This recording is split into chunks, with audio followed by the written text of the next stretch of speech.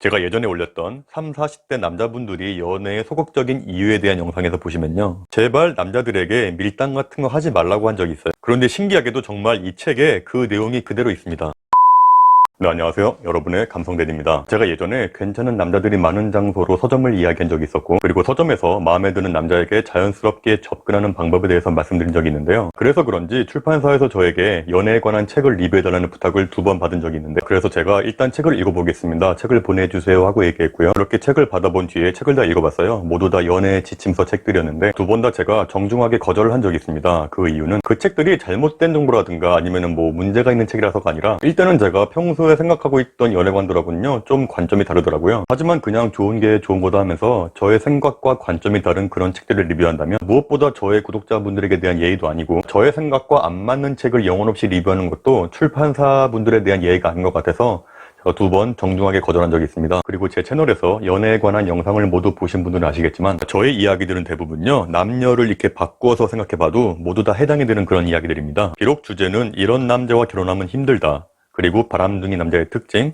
그리고 남자친구에게 사랑받는 법, 이런 것들이 있었는데, 제목은 항상 이렇게 남자가 들어갔지만 저의 연애관은 기본적으로 남녀이기 전에 하나의 동등한 인간 대 인간의 관계라고 생각을 하면서 영상을 만들거든요. 그렇게 저는 인생을 살아오면서 많은 분들을 겪어본 결과 근본적으로 남자와 여자는 크게 다르지 않다라고 생각하면서 살아왔습니다. 하지만 저는 심리학이나 뭐 여성학 아니면 인문학에 대해서 전문적으로 공부한 사람이 아니기 때문에 이러한 생각들을 근거에 기반해서 논리정연하게 머릿속으로 집어넣지는 못했어요. 그런데 저번 달에 또 한 번 저에게 책을 리뷰해달라는 요청이 들어왔습니다. 이번에도 역시 책을 먼저 읽어보겠습니다, 책을 보내주세요 라고 해서 책을 받아봤고요.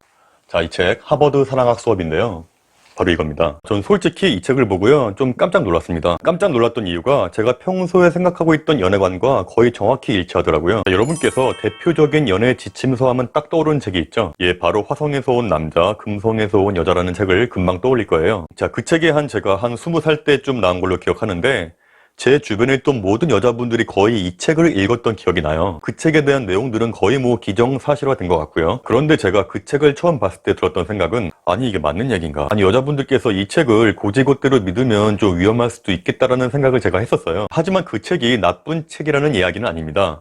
분명히 공감 가는 이야기도 있어요. 하지만 제가 그 책을 읽었을 때 좀 공감이 되지 않고 이해가 안 가는 내용들이 있었는데, 근데 정말 신기하게도 이 하버드 사랑학 수업의 저자는 그것을 꼭 집어서 얘기하더라고요. 그래서 제가 깜짝 놀랐었고, 이 책을 소개해드리면 정말 좋을 것 같다는 생각이 들어서 출판사에 전화해서 저 꼭 이 책을 리뷰하겠습니다 라고 얘기했고, 이렇게 처음으로 책 리뷰를 한번 해보게 되었습니다. 저 또한 이 책을 읽으면서 제가 살면서 느꼈던 연애관들에 대해서 한 번 더 정리해 볼 수 있는 시간이 되었고요. 그리고 저 역시 연애에 대해서 많이 몰랐구나, 많이 잘못한 게 있었구나 라고 느꼈던 책이었습니다. 자, 이 책을 보고 나서 제가 여러분들께 앞으로 연애에 대한 이야기를 할 때도 조금 더 풍성하게 넓은 시각에서 이야기를 해드릴 수 있을 것 같아서 되게 기분이 좋았습니다. 자, 이 책이 나오게 된 계기도 굉장히 흥미로운데요. 이 책의 저자는 마리 루티라는 사회, 젠더, 뭐 여성의 역할, 이런 것들을 연구하는 교수였고요.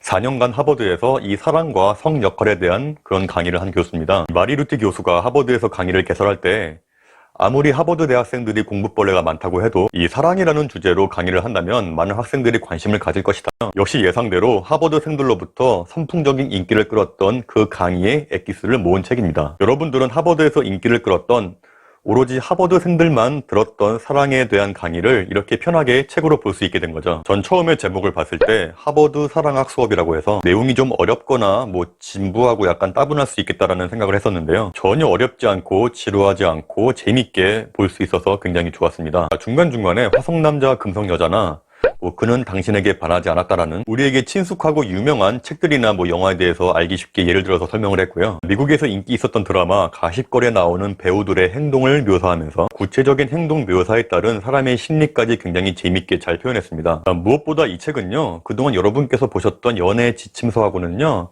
아예 성격이 달라요. 화성남자와 금성여자 같은 그런 연애 지침서들은요, 남녀를 약간 생물학적인 관점으로 바라보면서 표현을 했다면, 그런데 이 하버드 사랑학 수업의 책은요, 처음에 보면요, 강의를 시작할 때 남자의 심리란 없다라고 시작을 해서 끝에 보면 연애의 공식은 없다라고 끝이 납니다. 우리들이 통상적으로는 알고 있지만 알고 보면 사실과 다른 잘못된 이야기들을 총 12가지 항목으로 구체적으로 나눠서 이야기를 합니다. 그리고 제가 그동안 올렸던 영상 중에서요, 상당 부분 일치했던 내용들이 있는데, 제가 예전에 올렸던 30, 40대 남자분들이 연애의 소극적인 이유에 대한 영상에서 보시면요, 제발 남자들에게 밀당 같은 거 하지 말라고 한 적이 있어요. 그런데 신기하게도 정말 이 책에 그 내용이 그대로 있습니다. 그리고 제가 와이프를 만났을 때 첫눈에 반해서 3개월 만에 결혼했다, 그 이야기도 있었는데요. 왜 첫눈에 반해서 사랑을 하는 게 좋은 것에 대한 건요, 제가 머릿속에 정리가 안 됐는데, 신기하게도 이 책에 그대로 있습니다. 이 책의 151페이지에 보시면요, 누군가에게 즉시 끌린다는 것은 관계의 가능성을 말해주는 가장 정확한 기준이 될 수 있다라고 이렇게 설명이 되어 있습니다. 거기에 대한 내용도 충분히 해설이 되어 있고요.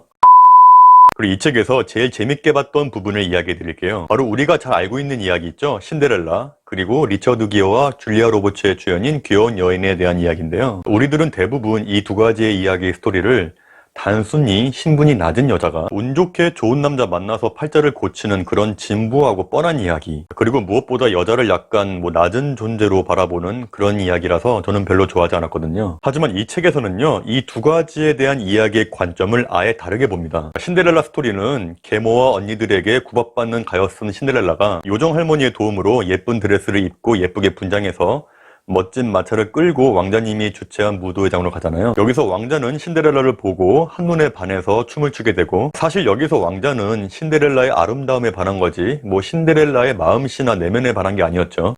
그런데 말입니다, 여기서 한 가지 궁금점이 생기게 됩니다. 자, 왕자가 신데렐라의 아름다움에 반해서 같이 춤을 추게 되고, 유리구두의 주인인 그녀를 찾기 위해서 온 나라를 뒤지는 것도 이해는 갑니다. 하지만 왕자는 어째서 그 허름한 집에 있던 허름한 차림의 옷을 입고 있던 신데렐라에게 청혼을 했을까? 사실 이 왕자님은 마음만 먹었으면은 훨씬 더 아름답고 훨씬 더 좋은 집안의 여자를 왕비로 맞이할 수 있었음에도 불구하고 말이죠. 그리고 영화 귀여운 여인에 나오는 리처드 기어는 돈과 외모, 재력 모두 꿀리지 않는 이 완벽한 남자가 줄리아 로버츠에게 청혼을 했을까? 이런 것들에 대한 궁금증도요, 굉장히 설득력 있게 인문학적으로 심리학적으로 재미있게 풀이합니다. 나중에 책을 통해서 한번 확인하시고요. 이 책에서는 연애와 사랑에 대한 잘못된 상식들, 저지르기 쉬운 사랑에 대한 실수를 12가지 이야기로 항목을 나누어서 이야기합니다. 마음에 드는 남자에게 밀당을 하면 왜 안 되는지, 남녀의 심리를 생물학적으로 해석하면 왜 안 되는지, 그러면 제가 이 책에서 제일 공감이 가는 부분, 연애 지침서들을 맹목적으로 믿는 게 얼마나 위험한 일인가에 대해서 지금부터 소개를 해드리고 이야기를 마치겠습니다. 저는 이 책의 저자가 참 멋있다라고 생각했던 이유가 남녀 어디에도 치우치지 않기 위해서 굉장히 객관적으로 이야기를 하려고 했던 그 노력이 저는 보였어요. 그리고 잘못되었음에도 불구하고 당연시되는 사회적인 통념을 끊임없이 의문을 제기하고 의심하고 연구하고 있습니다. 그리고 그 잘못된 사회적인 통념 중에 대표적인 것 중에 하나가 남성성, 여성성에 대한 사회적인 통념인데, 이것 때문에 연애 지침서가 위험할 수 있다고 경고합니다. 자, 연애 지침서를 맹목적으로 따르는 게 얼마나 많은 부작용이 있는지에 대해서 이 책에서는 많이 이야기하고 있지만, 그 중에서 정말 저와 생각이 일치했던 화성 남자, 금성 여자에서 나왔던 정말 이해가 안 가고 공감이 안 갔던 이야기를 먼저 해드릴게요. 자, 여자는 열정이 생기기까지 시간이 걸린다. 하지만 남자는 그렇지 않다. 남자는 처음부터 성적인 열정을 느낄 수 있다. 남자는 다르게 태어났기 때문이다. 남자들은 성적 매력을 먼저 느끼고 그것이 서서히 애정과 관심으로 발전한다. 반면 여성은 관심을 먼저 느끼고 그 다음에 성적 매력을 경험한다. 여성이 곧바로 성적 매력을 느낀다면 그것은 분명히 경고 신호다. 자신의 열정에 불을 지르는 남자를 만난다면 여자는 도망쳐야 한다. 어떠세요? 여러분께서는 이 부분에 공감을 하시나요? 여러분께서는 어떻게 느꼈을지 모르겠지만요, 저는 좀 어이가 없었어요. 이 책의 저자는 여성의 건강한 성욕을 마치 무슨 문제가 있는 여자처럼 묘사를 하고 표현했어요. 아니, 사실 남자건 여자건 마음에 드는 이성을 만나고 사귀게 되면은 성욕이 생기는 건 자연스럽고 건강한 거잖아요. 문제는 이 책을 본 여성분들께서 어떤 마음에 드는 남자를 봤을 때 성욕이 생긴다면, 혹시 나에게 문제가 있는 건 아닌가? 내가 좀 이상한 여잔가라고 생각을 할 수가 있다는 거죠. 제가 예전에 어떤 방송에서 어떤 남자 게스트가 나와서 했던 이야기가 생각나는데요. 남자가 바람을 피우는 건 어떤 일종의 여행의 개념이라서 용서를 해도 되지만, 여자가 바람을 피운다는 건 완전히 마음을 줬다는 의미이기 때문에 용서를 하면 안 된다. 이런 얘기를 했던 기억이 나요. 아니, 바람을 피우는데 남자는 이러니까 괜찮고 뭐 여자는 이러니까 안 되고 잘못됐다. 이게 좀 이해가 가시나요? 뭐 남자의 바람이나 여자의 바람이나 다 똑같은 거죠, 사실은. 저는 이렇게 잘못된 미디어 방송이나 뭐 연애 지침서 같은 책들이 많은 사람들에게 잘못된 연애관이나 잘못된 사랑관이 머릿속에 주입되는 이유라고 생각합니다. 자, 이 하버드 사랑학 수업의 책은요, 이렇게 잘못된 사랑에 대한 이런 통념들을 인문학적으로 심리학적으로 굉장히 논리정연하게 재미있게 풀이해줍니다. 저는 이 책이 사랑 때문에 힘들어하시는 분들께서 많이 보신다면 앞으로 본인에게 꼭 맞는 좋으신 분을 만날 수 있게 큰 도움이 될 거라고 생각합니다.